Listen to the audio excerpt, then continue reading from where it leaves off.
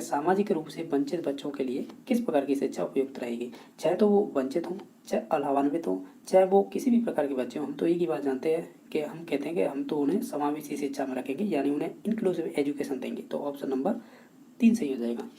Next question है, ये question अच्छा पूछा था कि निम्नलिखित में से कौन सा कथन है जो एरिक्सन के मनुसामाजिक विकास सिद्धांत के अंतर्गत किशोरावस्था के संबंध में सही है।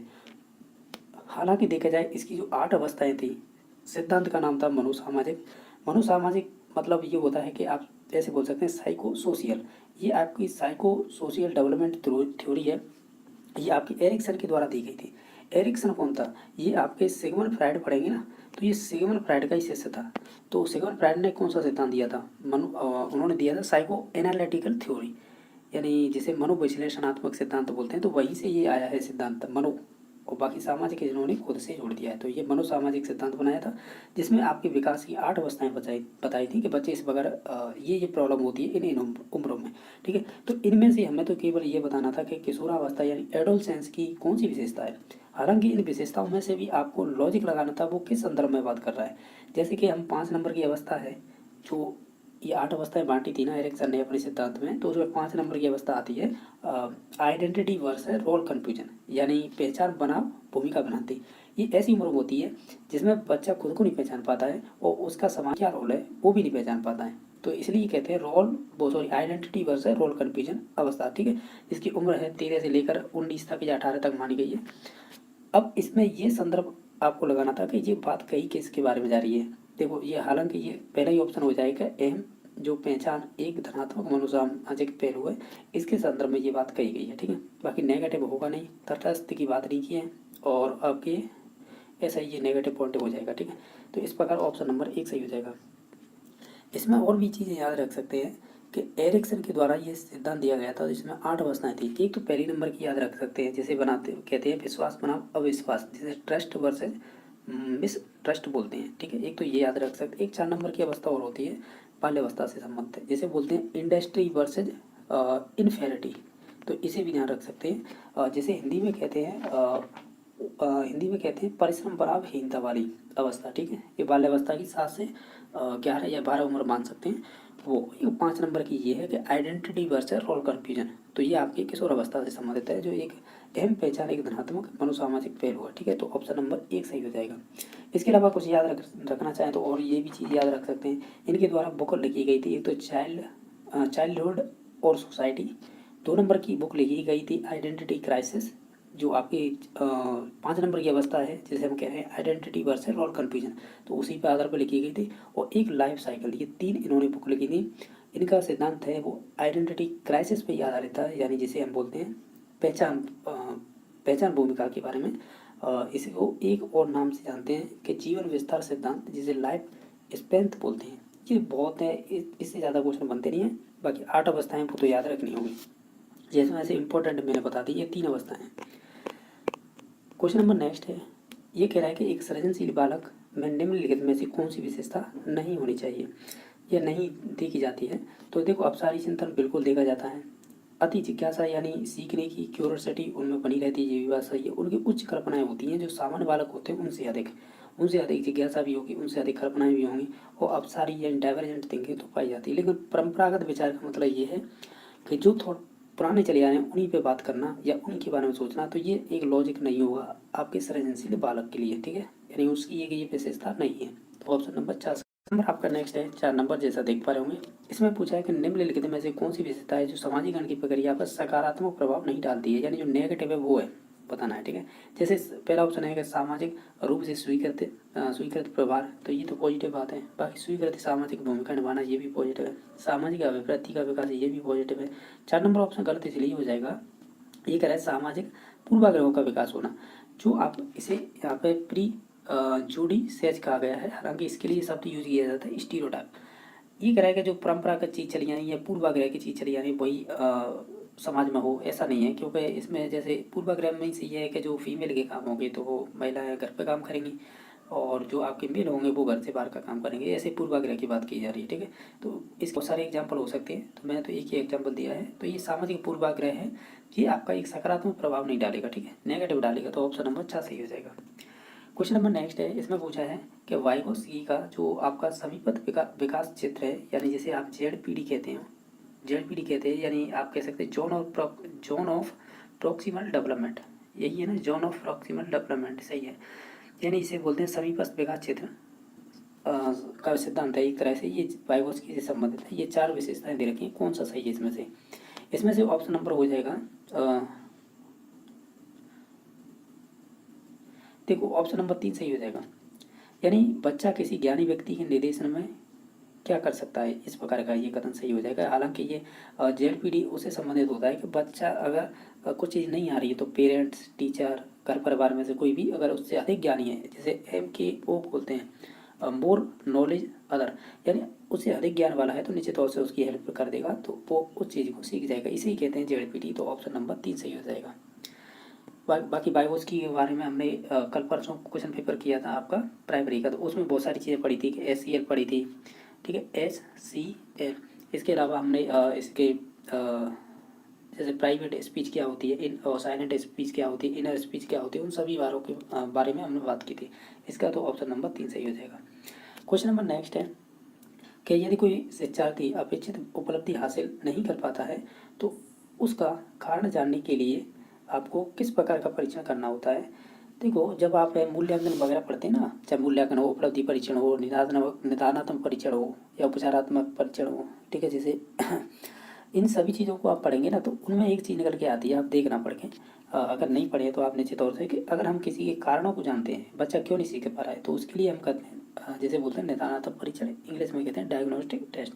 अगर आपने ये कर लिया है फिर इसके बाद क्या करना होगा, फिर आपको उसका उपचारात्मक परीक्षण करना होगा, ठीक है। तो ये चीज़ें ध्यान रखना है। फिर आप कहेंगे ये फॉर्मेटिव भी तो दे रखा है, ये आपके मूल्यांकन का एक प्रकार होता है, ये तो शिक्षण प्रक्रिया के दौरान किए जाने वाला आपको एक तरह से फीडबैक देगा कि इस प्रकार देगा कि बच्चा सीख रहा है या नहीं सीख रहा है। नहीं सीख रहा है तो उनके लिए बनाए गए ये निदानात्मक परीक्षण, उपचारात्मक परीक्षण, ये प्रोसेस में चलते रहेंगे, ठीक है। और बाकी योगात्मक मूल्यांकन ये तो वर्ष के अंत में होता है, तो इसमें आपको ग्रेड देना या आपकी मार्कशीट मिलना वो इसी के अंतर्गत आते हैं, योगात्मक मूल्यांकन के अंतर्गत, या एनुअल एग्जाम होना वो इसी के अंतर्गत आएंगे, ठीक है। तो ये चीज़ें ध्यान रखनी है। इसका तो राइट आंसर 2 नंबर ऑप्शन हो जाएगा। क्वेश्चन नंबर नेक्स्ट है, ये विभिन्न परीक्षा में पूछा हुआ क्वेश्चन है कि समावेशन केवल दिव्यांग लोगों तक ही सीमित नहीं है, बल्कि इसका अर्थ होता है किसी भी बच्चे का बहिष्कार न हो भी, यानी न होना भी है। शिक्षा में समावेशन का अर्थ है कि किसकी, यानी ये कह रहा है सचिव द्वारा ये स्पष्ट किया गया है, यानी ये स्टेटमेंट है किससे संबंधित है, आपको ये बताना है। तो ये बात कही गई है NCF 2005 के, जिसे राष्ट्रीय पाठ्यचर्या की रूपरेखा 2005 बोलते हैं, इसमें ये बात कही गई है, ठीक है। और ये विभिन्न परीक्षा में पूछा हुआ स्टेटमेंट है, तो आप याद रख सकते हैं। नेक्स्ट है, इस प्रकार के कथन बहुत ज़्यादा पूछे जाते हैं जो आपकी वृद्धि और विकास से, इसमें से 3 से 4 क्वेश्चन मिलेंगे आपको। ये कह रहा है कि वृद्धि एवं विकास में किस प्रकार के परिवर्तन होते हैं। तो जब आप वृद्धि और विकास पढ़ेंगे तो हमें ये कहते हैं कि शरीर के आकार में परिवर्तन होता है, ठीक है, शरीर के अनुपात में भी परिवर्तन होता है, पुराने लक्षणों का विलोपन होगा और नए लक्षण आएंगे, यानी नवीन विशेषताओं का अधिग्रहण भी होगा। तो ये चारों ही सही हो जाएंगे। आप कहोगे ये चारों कथन है, एक आपने नाम सुन रखा होगा हरलॉक, श्रीमती हर बोलते हैं, इन्होंने ये विशेषता बताई थी डेवलपमेंट की, ये चारों, और इन्होंने ये एग्जाम में 4 ऑप्शन डाल दिए हैं और पूछा है इनमें से कौन से प्रकार, यानी वृद्धि एवं विकास से परिवर्तन से संबंधित है। ये चारों हो जाएंगे, तो ऑप्शन नंबर 4 ही सही हो जाएगा। इन्होंने जो आपकी उम्र होती है बच्चों की, जैसे शेष अवस्था, फिर आपकी जो गर्भावस्था, फिर शेष अवस्था, फिर बाल्यावस्था, किशोरा, इनको विभिन्न प्रकार की अवस्था में बांटा है। तो ये 11 प्रकार की अवस्था में बांटा है, ये भी ध्यान रखना। इन्होंने जो आपका सोशलाइजेशन है यानी समाजीकरण है, उसमें एक परिभाषा दी है, वो आगे चल के बताऊंगा, जो लास्ट क्वेश्चन होगा उसमें पूछी है, इसी के संबंधित थी श्रीमती हरलोक से। नेक्स्ट क्वेश्चन नंबर है, इसमें पूछा है कि निम्नलिखित में से कौन सा कथन अभिप्रेरणा का अधिगम पर सकारात्मक प्रभाव स्पष्ट नहीं करता है, वो कथन बताइएगा। देखो ये क्वेश्चन है आपके कह सकते हैं ये प्राइमरी में भी पूछा हुआ क्वेश्चन है, वो अगल टाइप से पूछा था, ठीक है। बाकी हम देख लेते हैं इसमें क्या है कि सकारात्मक प्रभाव स्पष्ट नहीं है, जैसे कि अभिप्रेरणा सीखने के व्यवहार का छीण को यहाँ पे इम्पेयर्स कहा गया है। इसका मतलब होता है कि जो आप वो सीखने में क्या है, कमज़ोर है, यानी छीण का मतलब होता है कि उसका प्रभाव नहीं है। तो ऐसा नहीं है, मोटिवेशन का निश्चित तौर से सीखने में बहुत बड़ा रोल होता है, जबकि ये कह रहा है कि नहीं होता है, एक तरह से ये नेगेटिव है छीण, ठीक है। तो यही नहीं होगा। बाकी तो चाहे अभिप्रेरणा में सीखने के व्यवहार एक निश्चित दिशा प्रदान करता है, ये बात सही है। अभिप्रेरणा सीखने में सक्रियता निभाता है, ये भी बात सही है। अभिप्रेरणा सीखने के व्यवहार को बनाता है, ये भी बात सही है। तो ऑप्शन नंबर 1 सही हो जाएगा, जो नेगेटिव पॉइंट था। क्वेश्चन नंबर नेक्स्ट है, कोलबर्ग के नैतिक विकास सिद्धांत के अंतर्गत नैतिकता की अवस्थाओं को उनके स्तर के सुमेलित कीजिए। जैसे एक तरफ तो नैतिक की अवस्थाएं दे रखी हैं और दूसरा स्तर। अभी जानते होंगे क्या लॉरेंस कोलबर्ग ने मॉरल थ्योरी दी थी, यानी जो नैतिक विकास सिद्धांत है, जिसमें उन्होंने 3 तो लेवल बताए थे, 3 लेवल थे और 6 स्टेजें थी। उन्होंने प्रत्येक लेवल में 2 अवस्थाएं बांटी थी। उन्हीं के संबंधित ये यहाँ पे आपको विशेषताएं दे रखी हैं और ये आपके लेवल दे रखे हैं, आपको मिलान करना है। जैसे कि हम बात करें, जो हम जानते हैं वो चीज़ें कर लेते हैं कि जो सार्वभौमिक नियम है ना, वो लास्ट का 3 लेवल होते हैं ना, जैसे फर्स्ट लेवल, सेकंड लेवल और थर्ड लेवल। इन प्रत्येक लेवल की 2 अवस्थाएं होती है, ये तो आप भी जानते होंगे। जो 5 नंबर की अवस्था और 6 नंबर की अवस्था होती है ना, वो थर्ड वाले लेवल में आती है। तो इसमें एक लास्ट वाली जो 6 नंबर की स्टेज होती है ना, उसे हम बोलते हैं सार्वभौमिक नियम, तो ये थर्ड से मिल जाएगी। और है जैसे सामाजिक अनुबंध एवं व्यक्तिगत अधिकार, जिसे बोलते हैं सोशल कॉन्ट्रैक्ट, तो ये संबंधित तीसरी अवस्था से ही हो जाएगी। बाकी व्यक्तिगत विनिमय, यानी व्यक्तिगत एवं विनिमय का मतलब होता है कि ये बात कर रहा है कहीं ना कहीं आपके व्यक्तिगत विनिमय, यानी जो आप कर रहा है टिट फॉर टैट वाली अवस्था, ये पहली हो जाएगी। यानी छोटे बच्चे होते हैं, आपने देखा हो टिट फॉर टैट, यानी ये आपकी पहली वाली लेवल से संबंधित हो जाएंगे। ठीक है, इसके एग्जाम्पल हो जाएंगे जैसे कि बहुत सारे टिफिन शेयर करते हैं बच्चे, तो एक दिन वो खिला देते हैं, दूसरे दिन कोई और खिला देता है, इस प्रकार की विशेषता। बाकी एक है आपका पहला नंबर अच्छे अंतर्वैयक्तिक संबंधों की। ये कहीं ना कहीं आपके जो रिलेशन से संबंधित बात कर रहा है, ये आपके संबंधित होते हैं लेवल 2 से, जिसमें आपने देखे होंगे एग्जाम्पल ये रहते हैं कि अच्छा लड़का अच्छी लड़की, तो ये आपके संबंधित होते हैं नाइस गर्ल, वो sorry good girl nice boy, इस प्रकार की अंतर संबंधित में आते हैं। तो इस प्रकार आप मिलान कर लीजिएगा, जो सही होगा वही राइट आंसर हो जाएगा। तो इसमें हमने देखा था, क्या देखा था, डी का हो जाएगा तीसरे नंबर का और सी का भी तीसरा। तो देखो ये केवल 4 नंबर ऑप्शन में, तो ऑप्शन नंबर इसका 4 सही हो जाएगा। बाकी इसमें और कोई ज़्यादा लॉजिक नहीं लगाना था, केवल आपको विशेषता पता ही मालूम होती थी तो लेवल आप कनेक्ट कर जाते उनसे, ऐसे कर सकते थे। क्वेश्चन नंबर आपका 11 भाई, इसमें पूछा है कि जब एक अधिगम करता है किसी कार्य को बिना किसी इच्छा या उद्देश्य से अपने आप ही सीख जाता है तो उसे क्या कहेंगे। देखो ये कह रहा है कि कोई भी कार्य कर रहे हैं बिना किसी इच्छा उद्देश्य से कर रहे हैं, फिर भी आप सीख जाते हैं, तो उसे बोलते हैं प्रासंगिक सीखना, जिसे इंसिडेंटल बोलते हैं, या आप रैंडमली बोल सकते हैं। तो ऑप्शन नंबर 4 सही हो जाएगा। इस प्रकार का क्वेश्चन प्राइमरी में पूछा था, वो पूछा था शायद अंश सीखना, यानी अंश से सीखना, यानी पार्ट के रूप में सीखना। तो वहाँ पे ऐसे अधिगम है वो खंडों में सीखना होता है, तो वो अंश से सीखना होगा। एक साथ पूरा सीखना है तो वो हॉल से संबंधित होगा। बाकी जो निरंतर सीखना होता है फिर वह का मेस्ट, या जिसे अविराम बोलते हैं। तो ये सभी विशेषता मालूम होनी चाहिए, क्योंकि इनसे हर शिफ्ट में क्वेश्चन पूछा था। ये भी क्वेश्चन आपके प्राइमरी में पूछा था, लेकिन वहाँ पे जैविक न पूछकर उन्होंने अर्जित पूछा था, ध्यान होगा तो आपको, कि निम्नलिखित में से कौन सा कथन है जो जैविक अभिप्रेरणों के संबंध में सही नहीं है। जैसे ये सार्वभौमिक होते हैं, ये बिल्कुल सही बात है। ये जन्मजात होते हैं, ये भी बिल्कुल सही बात है। ये जीवित रहने के लिए आवश्यक है, बिल्कुल सही बात है। बाकी 4 नंबर ऑप्शन है कि ये व्यक्ति की समय स्थिति से संबंधित नहीं है, तो ये गलत है, जबकि ये समय स्थिति से संबंधित होते हैं। तो इसका ऑप्शन नंबर 4 सही हो जाएगा। क्वेश्चन नंबर 13 है, इसमें पूछा है कि निम्नलिखित में से कौन सी परीक्षाएं हैं जो सब व्यापक मूल्यांकन का आधार होती है, चाहे तो वो लिखित हो, मौखिक हो, व्यवहारिक हो या प्रायोगिक, ये सभी संबंधित होंगी। तो ऑप्शन नंबर इसका 4 सही हो जाएगा। क्वेश्चन आपका 14वां है, वो इस प्रकार पूछा है कि इनमें से कौन सा कथन है जो बुद्धि परीक्षणों के संदर्भ में सही नहीं है। आप इन सभी ऑप्शनों को देखेंगे तो इसमें 3 नंबर ऑप्शन सही हो जाएगा कि अशिक्षित व्यक्ति निष्पादन परीक्षण नहीं कर सकते, जबकि ये गलत है। क्यों गलत है कि चाहे वो अशिक्षित हो चाहे शिक्षित हो, ये दोनों के लिए होता है परफॉर्मेंस टेस्ट, जिसे निष्पादन परीक्षण करते हैं, तो ये दोनों के लिए होता है। जबकि ये कह रहा है कि केवल अशिक्षित होते हैं, जो बिना पढ़े लिखे होते हैं, उनके लिए होता है, तो ये कहना गलत होगा। बाकी हम देखें जैसे जेंडर का पास एवं परीक्षण एक निष्पादन परीक्षण है, ये बात सही है। शाब्दिक परीक्षण है वो व्यक्तिगत भी होते हैं और सामूहिक भी होते हैं, ये भी बात सही है। चाहे वो शाब्दिक हों चाहे वो आपके अशाब्दिक हों, ये दोनों ही आपके 2 प्रकार के होते हैं, एक तो व्यक्तिगत एक सामूहिक। ठीक है, तो ये ध्यान रखना है। बाकी 4 नंबर ऑप्शन है कि अशाब्दिक परीक्षण में बुद्धि का मापन है चित्रों आकृतियों के द्वारा किया जाता है, ये भी बात सही है। यानी इसमें से जो गलत था वो 3 नंबर ऑप्शन हो जाएगा।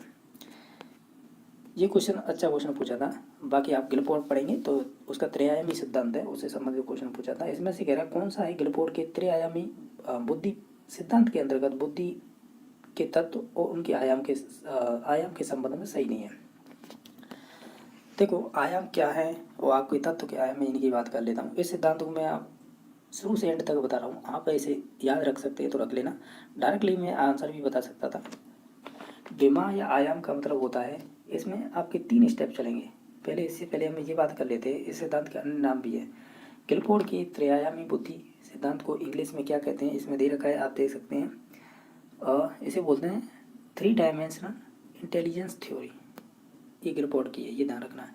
इसे त्रयायामी सिद्धांत बोलते हैं, इसे संरचनात्मक बुद्धि मॉडल बोलते हैं, इसे 3D मॉडल बोलते हैं, इसे COB मॉडल भी बोलते हैं और इसे SOI मॉडल भी बोल देते हैं। ये तो इसके हो गए उपनाम। और ये गिलफोर्ड थे, ये आपके USA से संबंधित थे, यानी जो आपकी USA यानी अमेरिका से संबंधित। इनकी बुक ध्यान रखना है, बहुत बार पूछी गई है। इनकी एक बुक थी द नेचर ऑफ ह्यूमन। ठीक है, मैं लिख नहीं रहा हूँ, बोल ही देता हूँ, द नेचर ऑफ ह्यूमन। ठीक है, तो ये इसकी बुक थी। एक और थी साइकोमेट्रिक मेथड, एक ये भी ध्यान रख सकते हैं, साइकोमेट्रिक मेथड, ये 2 बुकें थी। ये सिद्धांत दिया कब था, ये दिया गया था 1967 में।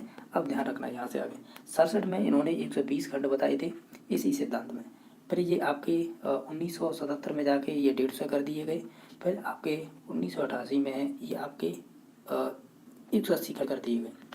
शुरुआत में 120 थे, लास्ट में 180 कर दिए। ये तो होगी नॉर्मल बात। अब सुनना, ये सुनना कि जो आयाम होते हैं ना, वो 3 प्रकार के होते हैं इसमें, OCP। ओ का मतलब होता है ऑपरेशनल। ठीक है, ऑपरेशन को हिंदी में कहेंगे आप संक्रिया बोल सकते हैं। मैं यहाँ पर शॉर्ट में लिख देता हूँ और ये सिद्धांत निकलेगा यहीं से। फिर उसके बाद है C से हो जाएगा कॉन्टेस्ट, इसे हम हिंदी में कहते हैं विषय वस्तु। और तीसरा है आपका प्रोडक्ट, जिसे आप उत्पाद बोलते हैं। इन्हें ये आयाम थे। इस आयाम में इन्होंने अंदर की इन आयामों में प्रतीक स्टेप बताए थे कि इनके अंदर क्या क्या आएगा। जो आपका संक्रिया था ऑपरेशन, इसमें आएगा CC डैम। इसका मतलब ये था कि C से हो जाएगा कॉग्निटिव यानी संज्ञान, C से इससे हो जाएगा कन्वर्जेंट, जिसे आप सारी चिंतन बोलते हैं, D से हो जाएगा डाइवर्जेंट थिंकिंग, और आपका CC डैम, तो इसमें E थी, ध्यान रखना। CC डैम मतलब बोला था तो मैंने CCDEM, ये था। E से हो जाएगा इवोल्यूशन, जिसे मूल्यांकन बोलते हैं। लास्ट में M है, इसका मतलब होगा मेमोरी। क्वेश्चन है ये भी पूछा जाता है कि गिलफोर्ड का ऐसा कौन सा आयाम था जिसमें आपके नए तत्व जोड़े गए थे, यानी किसमें, मेमोरी में। तो यहाँ ध्यान रख सकते हैं, मैं आपको एक्स्ट्रा जानकारी दे रहा हूँ। इसमें आपके एक तो मेमोरी में रिटेन जुड़ा था, जिसे धारण करना कहते हैं, रिटेन। दूसरा शब्द जुड़ा था आपका रिकॉल। इन 2 शब्दों को याद रख सकते हैं। ठीक है, ये तो आपके संक्रिया से संबंधित हैं। अब देखिएगा, यहाँ पर देखिएगा, ये 2 स्टेप दे रखे हैं संक्रिया के, ये आयाम थे। अब इन आयामों में कौन कौन से संबंधित है ये देखिएगा। जैसे कि संज्ञान है, अब देखो मैंने शुरुआत में बताया था, क्या बताया कि संक्रिया में शुरुआत का ही वर्ण था संज्ञान, जैसे आप कोग्निटिव बोलेंगे, तो ये तो संबंधित है। और इसी में मैंने बात की थी, जैसे CCDE, ई मतलब इवोल्यूशन है, जिसे मूल्यांकन कह रहे हैं, तो ये संबंधित हो जाएगा संक्रिया से। अब देखिएगा, ये तो हो गई बात आपकी ऑपरेशन से। दूसरी बात करेंगे, अब जैसे कौन से स्टेप बताए गए थे, जैसे कि मैं बात करूँ, व्यवहार बताया गया था, आकृति बताई गई थी, शाब्दिक बताया गया था, और संकेतार्थ। इनकी इंग्लिश याद रखें तो रख सकते हैं। व्यवहार को बिहेवियर बोलेंगे, आकृति को आप फिगर बोलेंगे, शाब्दिक को आप सेमेंटिक्स बोलेंगे, और संकेतार्थ को सिंबॉलिक बोल सकते हैं। इसमें से जो आकृति थी नहीं, दूसरे नंबर की, इसमें ध्यान रख सकते हैं, इसमें ऑडियो और आपका विजुअल जोड़ा गया था। ठीक है, ये हो गए। अब देख लीजिएगा प्रोडक्ट। प्रोडक्ट में आप याद रखेंगे 2 2 4 और 2 6 शब्द जोड़े गए थे, जिसे याद रख सकते हो RSCITU। मैं ये यहाँ पर लिख नहीं पा रहा हूँ, तो मैंने बता दिया RSCITU। मैं प्रत्येक का बता देता हूँ। इसमें से आपको U वाला लास्ट का है ना, U से बनता है यूनिट। अब देखिए इस क्वेश्चन में क्या देखिएगा, मैंने सब चीज़ समझा दी थी। तो जो आपका उत्पाद था, जो प्रोडक्ट था लास्ट वाला, इसमें जो आपके तत्व थे वो इकाई थी। मैंने बताया था कि RSCIT और U, तो ये U है ना, यूनिट, ये इकाई, यानी ये इससे संबंधित हो गया। संक्रिया है, इसमें संज्ञान भी आता है, संक्रिया में मूल्यांकन। जो विषय वस्तु है, इसका कोई भी संबंध से मतलब नहीं है। मैंने आपको बताया था, इसके लिए शब्द यूज किया गया था, I am at context. Context में मैंने शब्द बताए थे कि व्यवहार आएगा, आकृति आएगी, शाब्दिक आएगा, और संकेत। इसमें कहीं पर भी संबंध नहीं आ रहा है, इस वजह से इसका ऑप्शन नंबर 4 सही हो जाएगा। मैंने बताया था OCP ध्यान रखनी है। जो O होते हैं ऑपरेशन, इसे संक्रिया बोलते हैं। इसमें आपके शब्द थे संज्ञान, अभिसारी, अपसारी, मूल्यांकन, मेमोरी। दूसरा था आपका कॉन्टेक्स्ट, इसे विषय वस्तु बोलते हैं। इसकी ट्रिक है, आप याद रख सकते हो, तो बॉयफ्रेंड डबल S, यानी इसका मतलब होगा बिहेवियर, फिगर, और आपका सेमेंटिक्स और सिंबॉलिक। प्रोडक्ट की मैंने ट्रिक बताई थी RSCIT U। इसमें देखो सी से बन जाए, इसमें देखो जो शब्द RSCIT में कौन कौन से थे, जैसे आप याद रख सकते हैं RSCIT और U। देखो इसमें सी से बनेगा क्लास, ठीक है, ई से बनेगा आई से बनेगा जिसे बोलते हैं इम्प्लीफिकेशन, जिसका हिंदी अर्थ होता है निहितार्थवास, और आर से बन जाएगा रिलेशन, और है आपका एस से बन जाएगा सिस्टम, और आपका टी से बन जाएगा ट्रांसमिशन, जैसे आप रूपांतरण बोल सकते हैं, यू से बन जाएगा यूनिट। ओवरऑल मैंने सभी चीज़ें बता दी हैं, इसका राइट आंसर हो जाएगा 4 नंबर, यानी संबंध है वो विषय वस्तु से संबंधित नहीं है। क्वेश्चन नंबर नेक्स्ट है कि बाल केंद्रित अधिगम दृष्टिकोण की प्रमुख विशेषता नहीं है, तो इसमें से 2 नंबर ऑप्शन हो जाएगा, यानी एकल शिक्षण मार्ग। इसका मतलब होता है कि जो भाषण विधि होती है ना, टीचर एकल ही तो होता है, यहाँ पे शिक्षण कराता है, वो तो बोलता ही जाता है, बाकी इनएक्टिव रहते हैं बच्चे, सुन रहे हैं कुछ नहीं सुन रहे हैं। यहाँ पर टीचर एक्टिव है, यानी एकल हो जाएगा शिक्षण। बाकी है सीखने में सार्थक अवसर देना, सतत मूल्यांकन करना, और सुलभ शिक्षण सेटिंग करना। ये सुलभ शिक्षण सेटिंग वो होती है जिसमें जैसे देखा जाए तो ये आपकी इंक्लूसिव एजुकेशन में आती है, जिसमें आप जो भी चीज़ सिखा रहे हैं बच्चों को और जो भी संस्था सिखा रही है, इसमें अनुभव ये है कि आपको जो भी इंस्ट्रूमेंट दिए जाते हैं तो बच्चे उससे करके सीखते हैं, यानी उसमें अनुभव इंक्लूड रहता है, तो ये आपकी समावेशी शिक्षा के अंतर्गत ही आते हैं। नेक्स्ट है आपका, इसका राइट आंसर हमने बता दिया, 2 नंबर हो जाएगा। ये कह रहा है कि पांडुरा के अनुसार जो आपका प्रेषणात्मक सीखने की कौन सी अंतर संबंधित प्रक्रिया नहीं है।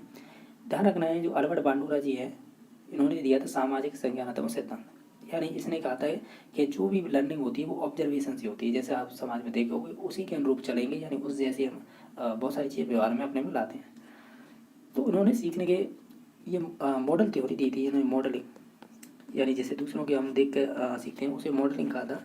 इसमें इन्होंने देखो एक तो बेबी डॉल का उपयोग किया था, बेबी डॉल, और इन्होंने जोकर का उपयोग किया था, और ठीक है, ये मोस्टली यही पूछे लिए जाते हैं। तो इनमें इन्होंने मॉडलिंग के 4 स्टेप बताए थे, और 4 स्टेप कौन से होते हैं, जैसे कि आप पहली बात अटेंशन, किसी पर ध्यान केंद्रित करोगे, फिर रिटेंशन, उसी को दोहराओगे, फिर है यहाँ पे देखो डायरेक्टली, यहाँ पे क्या है कि ये तीसरा स्टेप आएगा, यहाँ पे एक कमी कर दी है एक स्टेप की, वही इनमें एक एक्स्ट्रा जोड़ के पूछ लिया है इन्होंने, लेकिन मैं बता रहा हूँ इसमें 4 स्टेप होते हैं।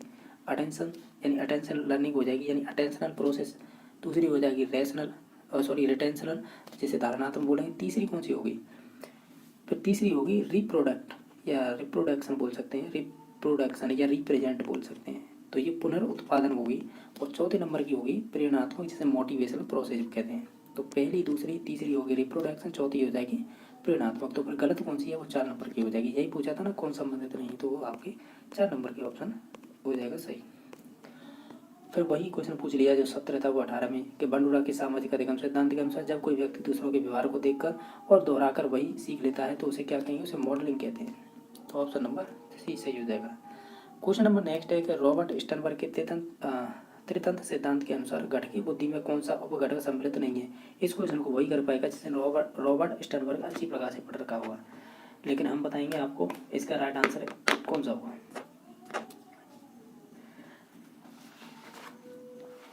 तो देखो रॉबर्ट स्टर्नबर्ग की बात करेंगे तुम, तो एक चीज़ ध्यान रखना, क्या चीज़ ध्यान रखना, मैं आपको बता दूं यहाँ पे कि इन्होंने इस सिद्धांत को कहते हैं ट्राइआर्किक थ्योरी, और ये ट्राइआर्किक थ्योरी है, ये आपके रॉबर्ट स्टर्नबर्ग से संबंधित है, जिसने आपका सिद्धांत दिया था, जैसे बोलते हैं ट्राइआर्किक। इसका दूसरा नाम है इंफॉर्मेशनल प्रोसेसिंग मॉडल, यानी सूचना प्रक्रिया मॉडल। इन्होंने क्या किया था, ये किया था कि इन्होंने एक बुक लिखी थी, कौन सी, वो थी beyond of IQ, beyond IQ। इस बुक में इन्होंने बताया था कि हमारे 3 घटक होते हैं मस्तिष्क में, कौन कौन से, देखो मैं नाम लिख देता हूँ। एक तो घटकी होता है, घटकी को ही हम, ठीक है, ये ध्यान रखना है, विश्लेषण इंग्लिश में बोलते हैं, इसे एनालिसिस बोल सकते हैं, क्योंकि मैंने बताया था घटकी के विश्लेषण। दूसरा कौन सा स्टेप बताया था, दूसरा बताया था इन्होंने अनुभववाद संरचनात्मक कहते हैं, अनुभववाद को अनुभववाद वाविक है क्या, सही है, वाविक, या जिसे हम कह सकते हैं एक्सपीरियंस या क्रिएटिविटी। तीसरा संदर्भात्मक, तो संदर्भात्मक इंग्लिश में कहते हैं आप कॉन्टेक्स्चुअल, और अगर है इसका उपनाम, क्वेश्चन को पढ़िएगा।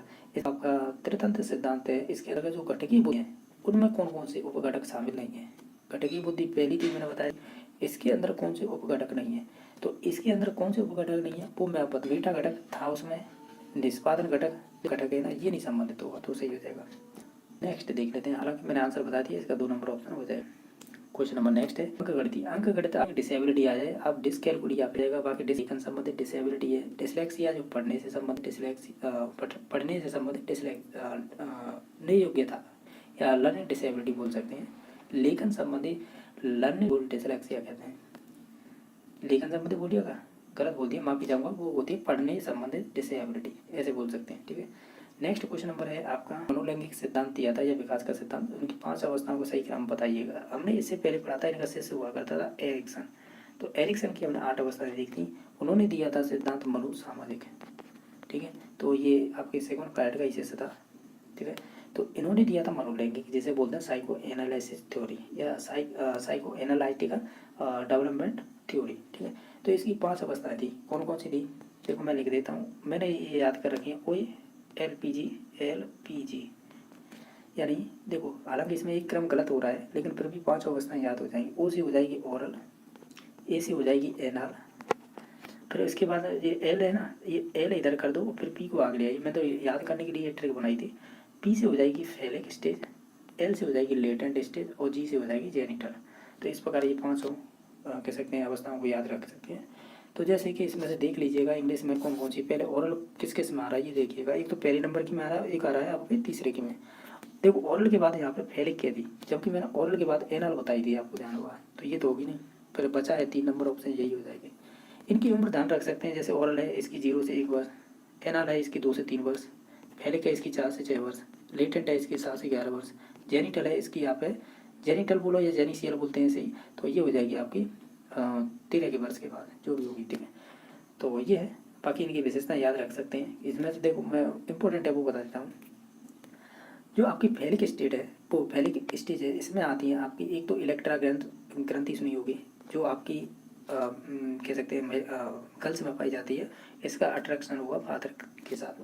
एक होती है ऑडिपस, ऑडिपस ग्लैंड होती है, ये बॉय में संबंधित होती है, और इसका संबंध होता है माता से, ठीक है। और कई विशेषता है, एक आप लेटेंट भी याद रख सकते हैं, यानी इसमें बच्चे हैं क्रिएटिविटी की ओर चले जाते हैं। बाकी जेनिटल स्टेज में इसमें एक शब्द याद रख सकते हैं, नार्सिसिज्म, ये शब्द पूछा जाता है, यानी स्वयं से प्रेम करना। और ध्यान रखना है ये किशोरावस्था में कम होता है, लेकिन ये ज़्यादातर आपकी शेष अवस्था में ज़्यादा पाया जाता है, ये भी ध्यान रखना है, ठीक है। तो यही है, इसका ऑप्शन नंबर 3 सही हो जाएगा। क्वेश्चन नंबर नेक्स्ट है कि पेवलोव या पावलोव के शास्त्रीय अनुबंधन अधिगम सिद्धांत के अनुसार स्वाभाविक एवं अनुबंधित उद्दीपकों के प्रस्तुतिकरण में कौन सा कालिक क्रम सीखने के सर्वाधिक प्रभावित करेगा। जब आप पावलर के सिद्धांत को पढ़ते हैं तो उसमें क्या होता है कि जैसे सिद्धांत उन्होंने दे दिया, कंप्लीट भी हो गया, तो उनके बाद है कुछ उन्होंने अनुबंधन की विधियाँ बताई। अनुबंधन की विधियाँ क्या होती हैं कि बताइएगा, उन्होंने जो पैरोटिस ग्लैंड पे प्रयोग किए थे आपके पावलर ने कुत्ते पर, कि कुत्ते को किस टाइम पे भोजन या घंटी देने, चाहे तो वो भोजन दे दीजिए या घंटी दीजिए, कैसे कैसे देनी है जिससे कि उसकी लार निकल जाए, या कब हम भोजन दें जब से लार ना निकले। तो उन्होंने अनुबंधन की 4 विधियाँ बताई। वो 4 विधियाँ ये हैं। पहली थी समकालिक का मतलब, यहाँ पे देखो प्रोनाउंसिएशन अपने हिसाब से, इसे कोई तो सिमुलेंटेनियस बोलेगा और मैं इसे बोलेगा सिमुलेंटेनियस, ठीक है। तो इसकी एक ट्रिक होती है, हालांकि आपको 4 नाम दे रखे हैं, मैं तो इसे ऐसे याद रख रखा है कि एच टी एम को टीवी हुआ। ये अनुबंधन की 4 विधियाँ हैं। हालांकि इसमें आपके 5 शब्द आ रहे हैं और इसमें 4 दे रखे हैं, तो इसमें से जो साइलेंट है वो एम हो जाएगी, बाकी मैंने तो याद कर रखा है HDTV ऐसे रख सकते हैं, या HDM को टीवी हुआ। ए से बनेगा सिमुलेंटेनियस, डी से बनेगा आपका विलंबित या डिले, और टी से बनेगा आपका ट्रेस, जैसे संकेत कहेंगे, बी से बनेगा बैकवर्ड, ऐसे याद रख सकते हैं। अब इसमें होता क्या है ये सुन लीजिएगा। इसमें से सबसे प्रभावी कौन सा होगा, तो प्रभावी होगा विलंबित, यानी विलंबित क्यों होगा, इसे डिले लर्निंग बोलेंगे, डिले DELAY, यानी डिले कंडीशनर बोलेंगे, लर्निंग क्यों बोलेंगे, कंडीशनर यानी अनुबंधित। इसका मतलब होता है, सिंपल सा समझो, पहले आपने घंटी दो, घंटी की आवाज़ के 2 या 5 सेकंड बाद है भोजन दो। निश्चित तौर से जैसे घंटी की आवाज़ सुनेगा, ऑलरेडी वो कुत्ता भूखा ही होगा, तो जैसे लाल लगाने लग जाएगा कि भोजन आ रहा है और सही व्यवस्था हो रही है, ठीक है। तो ये इसका मतलब ये होता है। समकालिक का मतलब होता है कि कुत्ते को घंटी और भोजन दोनों एक साथ दे दो, तो उससे वो खुद ही कन्फ्यूज हो जाएगा कि घंटी की आवाज़ आई तुरंत तो उसका भोजन आ गया, क्योंकि वो पिंजरे में ही बनता है ना। तो इस प्रकार के जब प्रयोग किए गए तो ये कोई मतलब का नहीं है, यानी समकालिक का कोई सेंस नहीं आता, क्योंकि घंटी भी साथ ही दे रहे हो भोजन भी साथ दे रहे हो कुत्ते को। इसका राइट आंसर 2 नंबर ऑप्शन था। अब संकेत का मतलब क्या होता है, इसका मतलब ये था, टेस्ट इसे कंडीशन बोलते हैं कि कुत्ते को पहले तो घंटी की आवाज़ दे दो, यानी जो CS बोलते हैं घंटी की आवाज़ है, घंटी को हम CS बोलते थे, ये ध्यान रखना है। कंडीशनल स्टिमुलेट था, और जो भोजन होता था ना उसे बोलते थे हम यूसीएस, इसे बोलते थे अनकंडीशनल स्टिमुलेट। कि इसका मतलब संकेत का मतलब होता है कि उसे CS यानी घंटी की आवाज़ दे दो, इसके बाद भोजन दे ही मत, यानी उसे बहुत समय बाद दो, बीत जाएगा आधा घंटा तो जो लार पार थी वो सब समाप्त हो जाएगी और मुंह में हो जाएगा उसका सूखा कुत्ते का, तो ये उससे संबंधित था, इसका भी कोई सेंस नहीं था। बाकी पश्चगामी का मतलब ये है कि पहले भोजन दे दीजिएगा और उसके बाद घंटी दे दीजिएगा, घंटी की आवाज़, तो कुत्ते को कोई फर्क नहीं पड़ेगा क्योंकि वो तो भोजन खा के आराम से सोएगा, तो ये भी कोई मतलब का नहीं था। इसमें से सबसे इम्पोर्टेंट था वो था विलंबित, पहले आप घंटी की आवाज़ दो, उसके 2-3 सेकंड बाद भोजन दो, तो ये लार से संबंधित था, तो यही सबसे प्रभावी माना गया, बाकी तो सभी बेकार थे। ठीक है, तो ये 4 विधियाँ हैं, ये याद रख सकते हो। क्वेश्चन नंबर नेक्स्ट है कि प्याजे के संज्ञानात्मक विकास सिद्धांत के किस अवस्था में अमूर्त चिंतन तथा सामान्यीकरण की क्षमता का विकसित किया जाती है या विकसित होती हैं। तो सिंपल था यार, इसमें तो देखो 0 से 2 वर्ष या 1.5 वर्ष, ये 2 से 7 वर्ष, और ये 7 से 11, और ये 11 के बाद, तो इसी में होते हैं आपके, चाहे तो हाइपोथेसिस थिंकिंग हो, चाहे निगमनात्मक यानी जिसे डिडक्टिव थिंकिंग बोलते हो, या और प्रकार की जो भी अच्छे से अच्छे कार्य हों बच्चे कर सकते हैं इसमें, चाहे वो सामान्यीकरण हो, चाहे अमूर्त चिंतन हो, या आप इसे एब्स्ट्रैक्ट थिंकिंग बोलते हैं, वो भी संबंधित इसी से होती है। ये विशेषता है हर अवस्था की अपनी, तो इसमें जो औपचारिक सक्रियात्मक अवस्था है, जो लास्ट स्टेज थी चीन प्याजे की, इसकी ये विशेषता होती है, जैसे अमूर्त चिंतन करना, सामान्यीकरण करना, निगमनात्मक सोचना, डिडक्टिव सोचना, इंडक्टिव सोचना, हाइपोथेसिस थिंकिंग के थ्रू सोचना, ये सभी चीज़ें कर सकता है इस अवस्था में। ठीक है, नेक्स्ट देख लेते हैं कि प्रतिभाशाली विद्यार्थियों के लिए निम्नलिखित में से कौन सी शैक्षणिक व्यवस्था नहीं की जानी चाहिए। जैसे स्वतंत्र प्रोजेक्ट कार्य देना करना चाहिए, तुरंत करना चाहिए, संवर्धन कार्यक्रम एनरिच प्रोग्राम होते हैं, ये जो प्रतिभाशाली वाले होते हैं उन्हीं के लिए होती है। बाकी उपचारात्मक शिक्षण नहीं कर सकते इसमें, ये उनके लिए होता है जो बच्चे सीख नहीं पाते हैं और सीखने में थोड़ी बहुत कमी रह जाती है, तो उनके उपचार के लिए किया जाता है। ये आपका 3 नंबर ऑप्शन है, यानी जो उपचारात्मक शिक्षण है, इसमें से पूछा गया था कौन सा सही नहीं है, तो 3 नंबर हो जाएगा। बाकी क्वेश्चन नंबर नेक्स्ट है, इसमें पूछा है कौन सा है समावेशी शिक्षा के एक सिद्धांत नहीं है।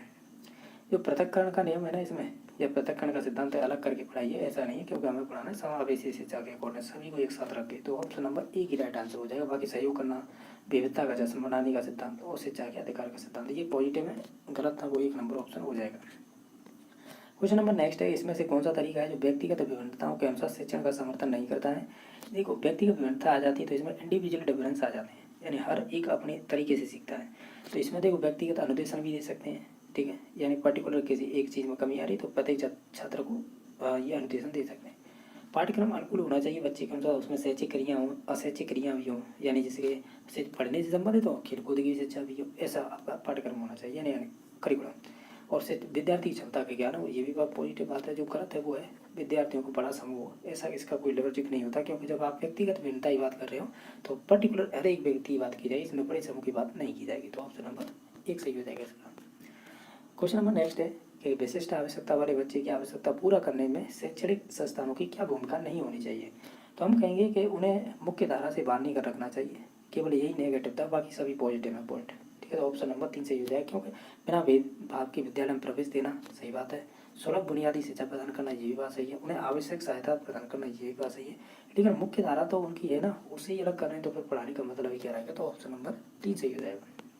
क्वेश्चन नंबर नेक्स्ट है, ये क्वेश्चन वो हैं जो 3 से 4 क्वेश्चन हर परीक्षा में बनते हैं कि विकास के संदर्भ में कौन सा कथन है गलत बताइएगा। जैसे विकास परिपक्वता एवं बात है, ये सही है, प्रारंभिक विकास तुलना में बाद में विकास अधिक गंभीर होता है, ये गलत है, क्योंकि नींव रखी जाती है शेष अवस्था से। ये अगर प्रारंभिक विकास है वो, ये कहेंगे हम, इस स्टेटमेंट को ऐसे बोल सकते हैं, देखो कि प्रारंभिक विकास वो अधिक गंभीर होता है बाद की उम्र से, आप ऐसे कह सकते हैं, या ऐसे कह सकते हैं बाद की उम्र से प्रारंभिक विकास है वो बहुत ही अधिक गंभीर होता है या इम्पोर्टेंट होता है, तो इस वजह से ये कथन गलत है, इस वजह से 2 नंबर ऑप्शन हो जाएगा।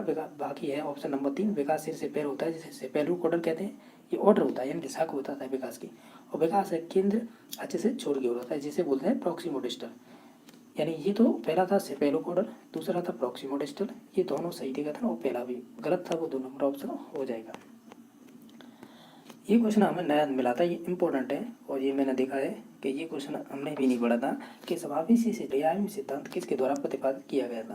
हालांकि त्रिआयामी सिद्धांत हम जानते हैं किसका था, 3D मॉडल जैसे 3 डायमेंशनल थ्योरी बोलते हैं, ये गिलफोर्ड की थी। ये बुद्धि चैप्टर में पढ़ी थी हमने, इसमें ऑलरेडी क्वेश्चन आ चुका है ये, लेकिन ये बुद्धि से संबंधित है। लेकिन ये कह रहा है समावेशी शिक्षा से, तो इनका नाम आता है ग्रिफिथ, कूपर और रिंग लावेन। ठीक है, तो ऑप्शन नंबर 1 सही हो जाएगा। ये अच्छा क्वेश्चन है। क्वेश्चन नंबर नेक्स्ट है, ये कह रहा है समाजीकरण का अर्थ क्या होता है कि हम सामाजिक संबंधों में जितनी परिपक्वता आनाई वही समाजीकरण कहलाता है। ये श्रीमती हल्लो की परिभाषा थी, जब मैं शुरुआत का क्वेश्चन करा रहा था दूसरे या तीसरे नंबर का, तब मैंने बताया था कि एक परिभाषा भी पूछी गई है समाजीकरण से जो श्रीमती हल्लोक से संबंधित है। तो ऑप्शन नंबर इसका अच्छा सही हो जाएगा।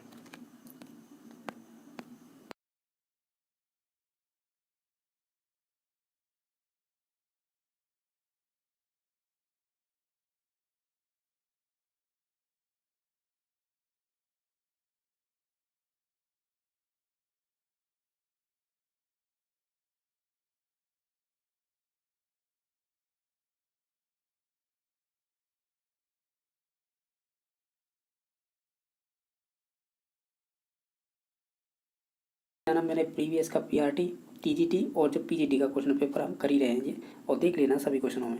क्वेश्चन नंबर फर्स्ट था